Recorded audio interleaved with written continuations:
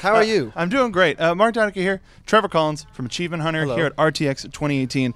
I want to know what it was like transitioning into your new role as the managing producer. Sure. Of Achievement Hunter. I'll just go through like the whole history because I used to be a fan. I was a fan for many years. Made content for the community channel. Worked with Matt and Jeremy actually a lot before all of us were hired. So it was really interesting thing to see them get hired, and like I was very congratulatory. I was like, you know, Achievement Hunter stuffed, and then like a couple months later, literally like a couple months later, I was reached out to come in and help with the editorial. Came in, helped out, got a job offer, and so I worked through editorial on a project called Game Kids for a while. Oh yeah, Game Kids, yeah. And then that went okay. Obviously, it doesn't exist anymore, or it's on hiatus right now. We tried a couple things since its hiatus to see how if we could bring it back or whatever. But anyway, since then I moved into editorial for Achievement Hunter as lead editor, and then over the course of that year or two, Lindsay was the managing producer for Achievement Hunter, and she's grown so much with Ruby and talent in Achievement Hunter and other things that she no longer had time to fulfill that role, so then I stepped into it. So how does it feel? It feels very surreal seeing that whole path. Going from lead editor to manager, not so crazy, especially working with Lindsay. She did well to kind of help me because my goal was to develop the lead editor position into kind of what it is now that Larry has. Yeah. So it's kind of like it's like a producer level kind of thing. It's like a manager level for the editors. Yeah. So it was a very natural progression in that way. But from the whole picture, going from fan to then managing the team was definitely super surreal. But like a really exciting and daunting challenge, no less. I was kind of nervous. I was like, I'm not sure if this is something that I'm ready for, but like anything, like when I produce, for example, like the Let's Play reunion, I'm like, I've never done anything like this before, but okay, I'll try it. That's great. That's a great attitude to have about it. Yeah, for sure. As long as you can maintain that level of excitement, I don't see why you should stop doing anything, really. For sure. Yeah. Did Lindsay help like groom you into that position? Yeah, there was like I said, when I was working as the lead editor, she. Oh, okay. I took that as you to Larry, not just as. Oh well, it was the same. Okay. So I helped. She helped me develop that position. Like I would say, anything you need help with, anything that you're too busy for, like let me do it. Let me help you out. And so I kind of like gained some responsibilities that way, gained some experience, and now I do the same thing with Larry. So the position continues to develop even further. But that's metal as hell. The brand has gotten so much bigger over these past. I mean, ever since the introduction of the Let's Play family and the various family events, the family reunion, spring break. How much do you have? Is your role limited to just like the gaming part of it? How much do you have involvement in like Achievement Hunter or the Weird Place that was just announced? So we have very frequent meetings about shows like this where we talk about creative, pitching shows, developing shows, the green sheet process, which is what we do to budget the shows and get them past our board to say, hey, yes, do it. So I'm in those meetings. Achievement Hunter, creative definitely came from Jeff kind of bouncing around with that team. Weird Place was another collaboration kind of effort where Meow Wolf was brought up, and Jeff had a meeting with them to see, you know, they're fans of us, we're fans of them. What can we do to work together in a collaborative effort? And then that kind of show kind of fell out. So when it comes to creative, I'm definitely like involved in some of the processes, but Jeff has definitely still been that creative lead. I mean, he's the creative director of Let's Play, and I'm definitely getting more practiced in that realm and trying to like continue to develop ideas. There's a couple ideas. Let's Roll was a pretty, if you will, simple one. It's just, you know, kind of taking our Let's Play format that you might see in Gmod and applying it to something like a board game. Yeah. Hence all the webcam moving around and different editing, so that way we can be a little bit of a different flavor to most board game shows. But then there's a couple other shows that are completely unique and different that we haven't done before that I'm working on with Jeff. But yeah, it's definitely interesting. Was there ever, going back to community member Traco, was there ever something where you went, I've got the perfect show idea for Achievement Hunter? and once I get there, I'm gonna make sure that happens. I don't know. I don't know if I had any like show ideas as much as I had. Or they should play this game or this game mode or something. I guess I had a couple ideas, and one of the ideas I had, I actually applied to the community channel. So Matt, for example, had a series. Jeremy had a series on there, and my series was, I always like sandbox games, games where you can build what you want or do what you want. It's kind of like an open world, flexible game. Minecraft is like a great example of that. Gmod can be a great example of that. I've seen all sorts of things recreated in Gmod, like even Five Nights at Freddy's recreated in Gmod. I've seen a lot of people playing that one, and it's for a game that doesn't have like an overhead map and just essentially a couple of reference photos. Yeah, people do amazing work in that to game. build a 3D space out of it. Yeah. So I made a series at that time called Custom Creations that kind of explored people's unique builds. It's kind of like, it's very similar to how we've kind of pivoted things to do, but it would look at like Forge maps, like Halo maps, and see what people like. What game did you make out of this game? Yeah. Or like what build did you make out of this? Far Cry had a map builder and stuff, and then map building kind of like, it's not a very common feature to see in games anymore. Not anymore. So that's one series that I remember thinking about for sure. What, just out of curiosity, what was your favorite Forge map from that? Or from current things to do, because I remember when y'all came out with the beer pong in Halo 5. I went, where the fuck is this map? Let's go pick this up. Yeah, it's remarkable what people can do. Yeah, with that's a Halo game. Yeah, but is there one that you've either gone back to or one that stands out in your mind? Nothing stands out super like immediately, but we played one recently that was Space Invaders, and like. It's just ridiculous. Like someone made a house where like the player walks up to their TV screen, which is just a window, and it looks out at just black, like a black screen, and your ships or whatever, I forget what they're called in Halo. This like your banshees and stuff. Are like in the shape of like OG aliens, right, from Space Invaders. Like they stuck the blocks onto them to make it look like right. So you're just like the little alien going around, and someone's the bonus ship, and like as time goes on, like you get closer and you get closer. It's just like, it's ridiculous how much flexibility some of those games have, for sure. Definitely. I also wanted to know, there's been a bit of a change recently, or rather not necessarily a change, but there's been a lot more flexibility with the teams and the various Let's Plays, where it's a credit to the talent that you have, where it used to be like, oh, the main 6, and a lot of the community would be like, oh, if it's not the main 6, then it's not an actual Achievement Hunter video.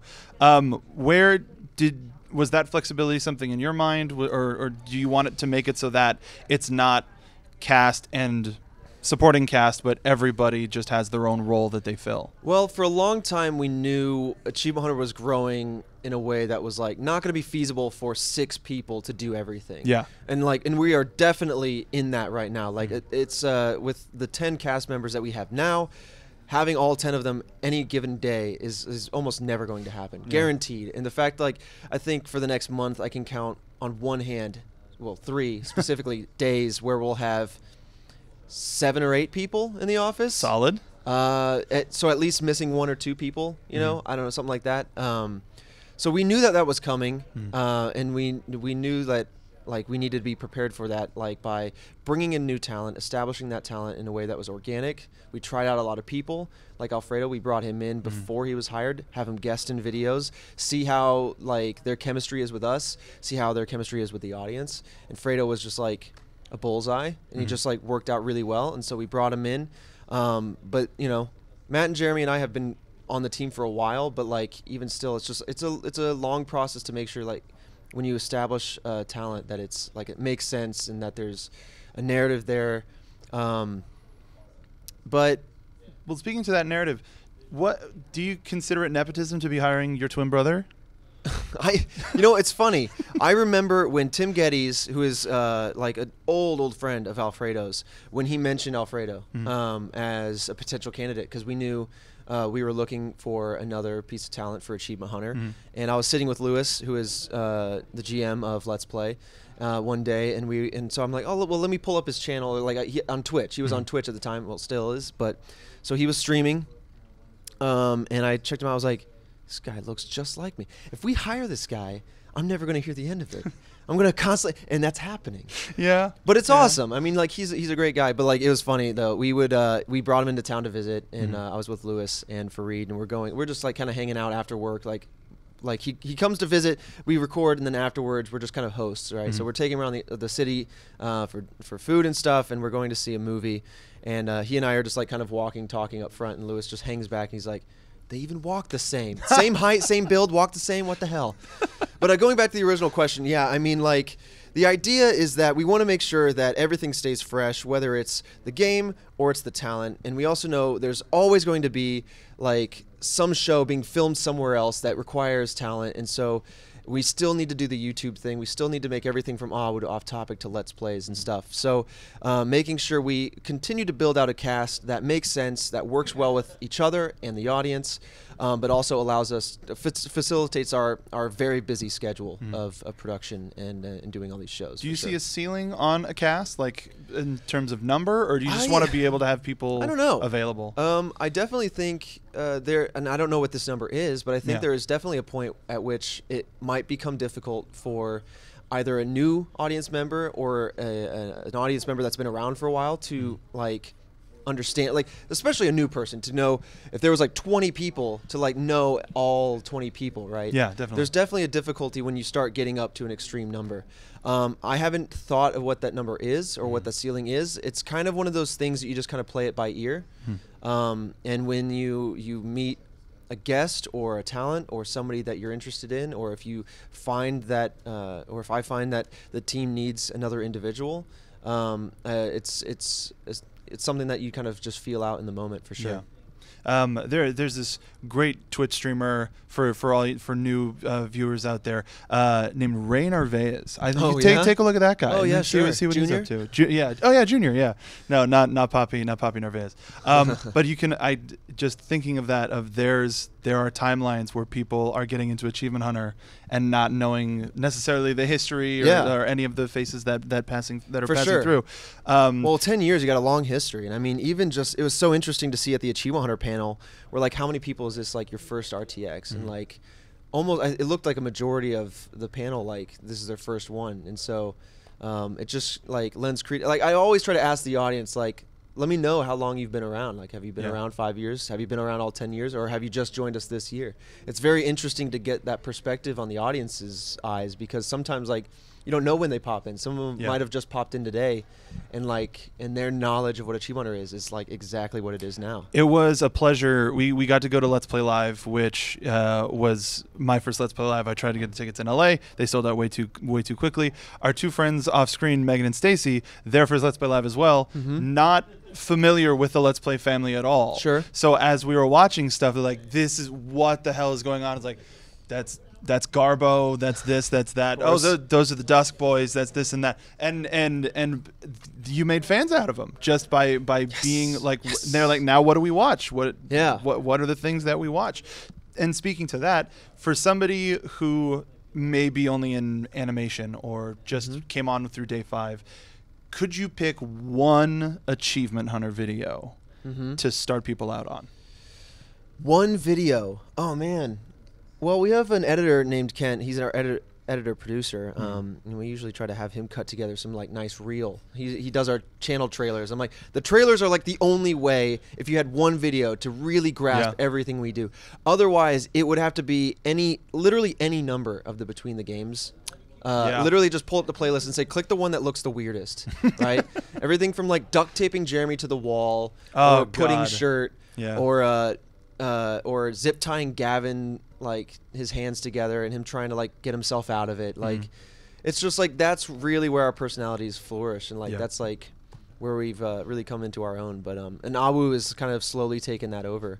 But yeah, something like that. Okay. Yeah. The Achievement Hunter, I've been a big fan for years, and I love seeing all of the success that everybody's getting, and in those personalities with the Between the Games, with shenanigans and all of that stuff, developing into Let's Play Live, developing into The Weird Place and Achievement Hunter, and Hardcore Tabletop, that is a game that you can show anybody with, or that is a show that you can show anybody with no knowledge of where these folks come from and be like, all right, I want to see more. Well, here's 10 years worth of stuff. Yep. Last thing I'll ask you, not necessarily going too much into what it's about because we don't know too much about it. What was it like filming The Weird Place? Because we got a little bit of a teaser. Yeah, for sure. So The Weird Place is like it's definitely a different format. Obviously, we do live action now. We do it like heavily unscripted live action, it's called Between the Games, and it's what if I zip tied your leg to your neck, you know, kind of thing, and then we just go with it, right? And then we also have obviously Let's Plays, which most of the time don't have a face cam, so it's sitting down, and then you're a digital character, you're running around, and you're reacting to things, but like. And I hate to say it because like it's literally in the title, but The Weird Place was definitely one of the weirdest things because the environment, like at Meow Wolf, is such a character. It is the main character of the show, and it is us just kind of being let loose in this environment with a loose script that kind of narrates us through this place as we explore. But it was awesome because like the whole point, the whole goal, like I was in the creative meetings up to a point because then they were like, okay, well, if you're in the cast, you can't be in this anymore. You can't know this stuff because there's puzzles and other things. But like the whole idea was to go in entirely blind into this genuinely weird and awesome place and just experience what was already there, what was scripted to be there, what was like an amalgamation of all these things, and then bounce off of each other in this natural like improv-y way. So a lot of it was very familiar in that sense. Like we're just playing off each other. We are our characters in the sense that like we're just us but on, right?